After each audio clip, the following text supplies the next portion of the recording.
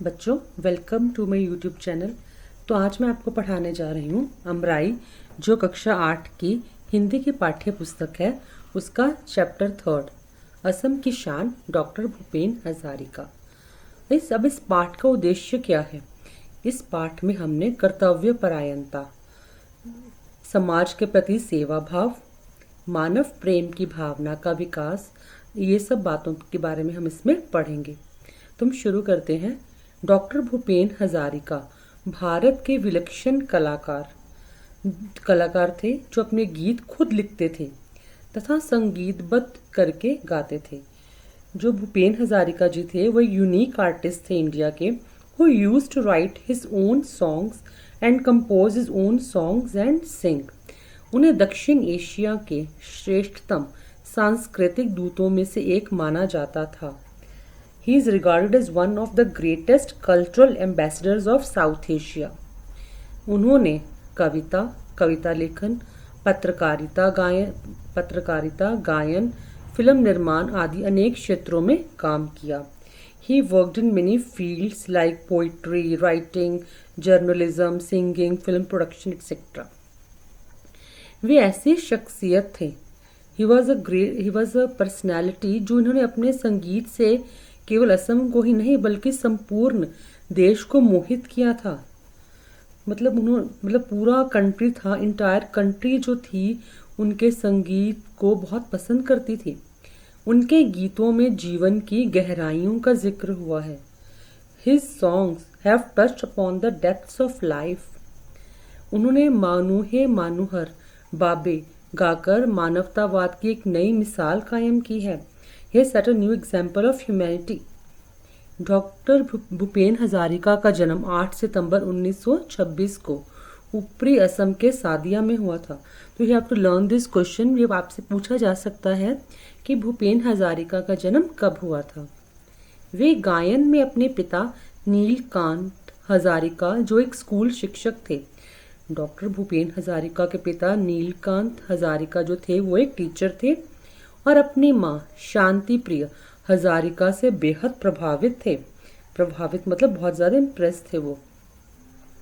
Doctor Bhupen Hazarika अपने परिवार में 10 संतानों में सबसे बड़े थे, एल्डेस्ट थे। He was the eldest of 10 children in his family. उनका संगीत के प्रति लगाव अपनी माता के कारण हुआ।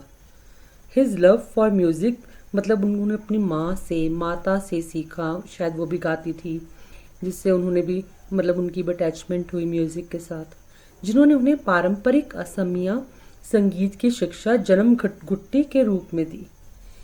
बचपन में जन्म घुट्टी मतलब कि जैसे बच्चे का जन्म होता है, ठीक है, उसे मतलब फर्स्ट जो दिया जाता है, कुछ भी शहद चटाते हैं या कुछ करते हैं, तो एक तरह से कह सकते हैं कि उन्होंने संगीत की शिक्षा अपने घर में ही ली। बचपन में ही उन्होंने अपना प्रथम गीत लिखा और 10 वर्ष की आयु में उसे गाया। As a child he wrote his first song and sang it at the age of 10।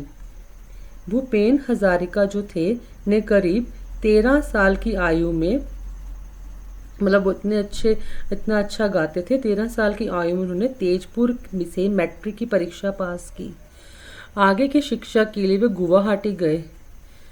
फिर उन्होंने गुवाहाटी के कॉटन कॉलेज से इंटरमीडिएट किया। उन्होंने फिर बनारस हिंदू विश्वविद्यालय से राजनीति विज्ञान में एमए किया। इसके बाद वे पढ़ाई के लिए विदेश गए।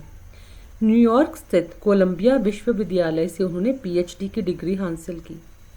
डॉक्टर भूपेन हजारिका बहुमुखी प्रतिभा के धनी थे, जो अपनी कला के माध्यम से जीवन के रंग बिखेरते थे। मतलब बहुत ज़्यादा टैलेंटेड थे वो, और मतलब उनको हर फील्ड में वो मतलब अपनी उन्होंने प्रोग्रेस की है और अपनी कला के माध्यम से जीवन के रंग बिखेरे हैं। संगीत के अतिरिक्त गद्य साहित्य और सिनेमा के क्षेत्र में भी उन्होंने अपने हुनर का अच्छा प्रदर्शन किया है। Apart from music he also demonstrated his skills in the field of prose literature and cinema. Asamiya के अतिरिक्त हिंदी, बांग्ला आदि भाषा में भी उन्होंने काम किया है। उन्होंने असमिया भाषा में तो काम किया ही है, हिंदी बांग्ला में भी अच्छा काम किया है। डॉक्टर हजारिका उम्दा गायक होने के साथ ही बेहतरीन चलचित्र निर्माता भी रहे हैं। मतलब doctor Hazarika has been excellent singer as well as a great film producer. उन्होंने चलचित्रों के माध्यम से समन्वय, मानव प्रेम, स्वदेश प्रेम आदि का संदेश दिया है। He has given the message of coordination, love for humanity, love for the country through his films. दर्शकों का हल्का मनोरंजन कभी उनका उद्देश्य न था। मतलब लाइट एंटरटेनमेंट जो था उनका एम नहीं था। चलचित्र निर्माण के साथ ही उन्होंने अनेक भाषाओं के सिनेमाओं में संगीत निर्देशन का काम भी किया है। Along with film production, he also worked as a music director in many languages. फिर उन्होंने भूपेन हजारिका जी ने अपनी पहली फिल्म की थी जिसका नाम था एरा बातर सुर। इसका नाम भी आपको याद रखना है कि उन्होंने अपनी पहली फिल्म कब की थी, उस फिल्म का नाम क्या था। उन्होंने इस कार्य को बड़े सुंदर और सफल रूप में पूरा किया था।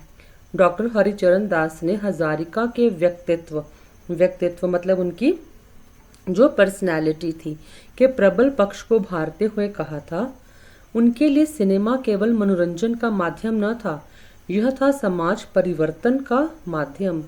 उनके गीत थे समाज परिवर्तन का अस्त्र। Doctor Haricharan Das has highlighted the strong side of Hazarika's personality and said, for him, cinema was not just a medium of entertainment, it was a medium of social change. His songs were a weapon for social change. संगीत के क्षेत्र में doctor Bhupen Hazarika हीरा थे। इन the field of music doctor Bhupen Hazarika was a diamond, परंतु cinema के क्षेत्र में वे एक जौहरी की भूमिका निभाते हुए नजर आते हैं। हजारिका को भी पक्के सुर, धुन और अभिनय की परख थी। मतलब उनको Hazarika also had a strong voice, melody, acting skills उनके पास, और वे इसलिए वे चुनिंदा लोगों से ही काम करवाते थे। So used to work done by selected people. अपनी फिल्मों में उन्होंने इस बात पर खास ध्यान दिया था। फिल्म एरा बातर सुर में उन्होंने देश की मशहूर फनकार कोकिल कंठी लता मंगेशकर से गाना गवाया था। मतलब उनकी जो फिल्म थी, उनकी फेमस फिल्म थी, उसमें लता मंगेशकर जी ने गाना गाया था। डॉक्टर हजारिका की पहली फिल्म एरा बातर सुर थी, उनके जीवन के पूर्वार्ध में बनाई गई थी। मतलब ये जो फिल्म बनी थी उनके this film made in the first half of his life, और इसे ऑडियंस ने, दर्शकों ने खूब पसंद किया था। माहुत बंधुरे नामक फिल्म में असम के ग्वालापारा जिले की भाषा संस्कृति मतलब कल्चर को पहली बार फिल्मों में स्थान देने का श्रेय मतलब क्रेडिट डॉक्टर भूपेन हजारिका को जाता है। Doctor Bhupen Hazarika is credited with giving place to the language and culture of जो ग्वालापारा था उसका district of Assam for the first time. उन्हीं को श्रेय गया है इसका। बंगाल और असम दोनों प्रांत के लोगों ने इस भाषा को अपना मानने से इनकार कर दिया था। बंगाल के जो लोग थे, असम के लोग थे, उन्होंने रिफ्यूज़ किया था इस लैंग्वेज को अपना मानने के लिए। उन्होंने गोपाल पारिया भाषा व संस्कृति के आधार पर इस फिल्म को बनाकर एक नई हलचल पैदा कर दी थी। उन्होंने अभूतपूर्व सफलता प्राप्त की, मतलब बहुत ज़्यादा सक्सेसफुल हुए थे वो इसमें।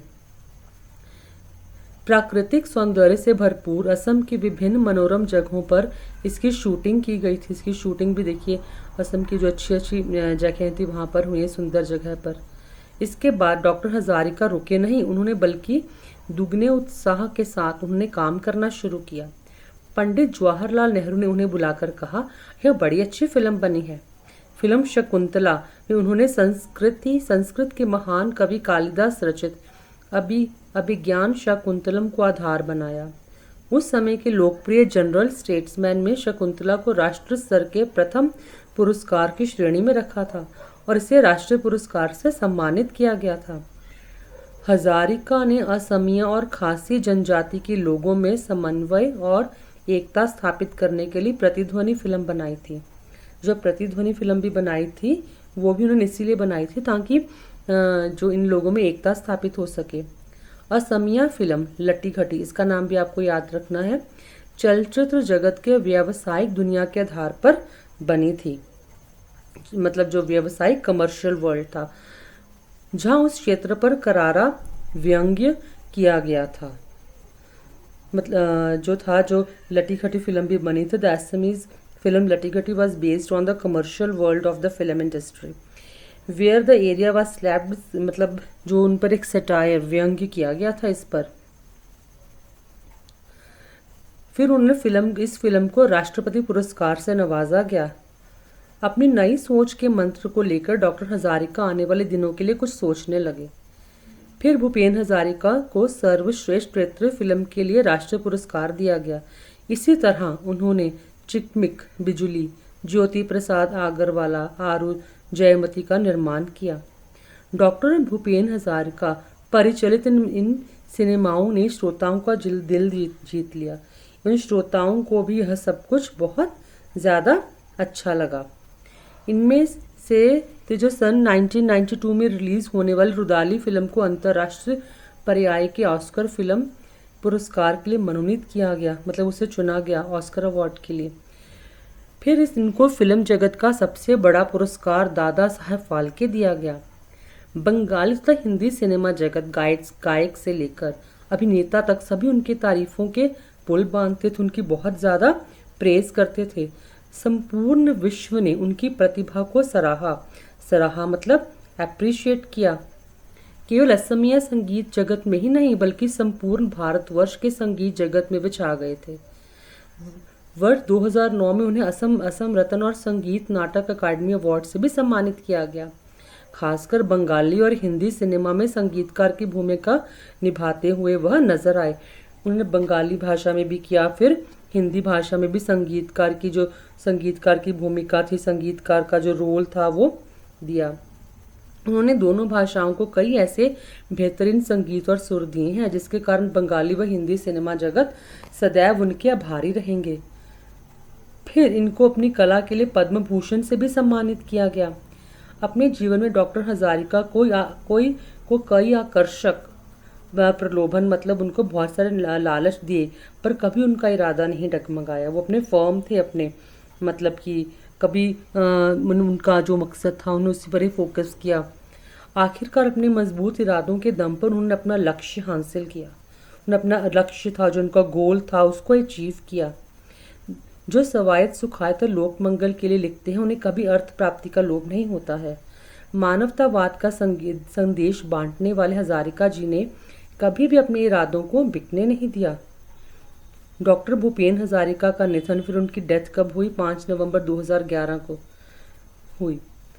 फिर 2019 में उन्हें भारत देश के सर्वोच्च सम्मान भारत रत्न से सम्मानित किया गया। उन्हें मरणोपरांत दिया गया। जब उनकी डेथ हो गई थी तब उन्हें यह पुरस्कार मिला। तमाम मुश्किलों के सागर को पार करते उन्होंने अपनी प्रत्येक सोच को अंजाम दिया था।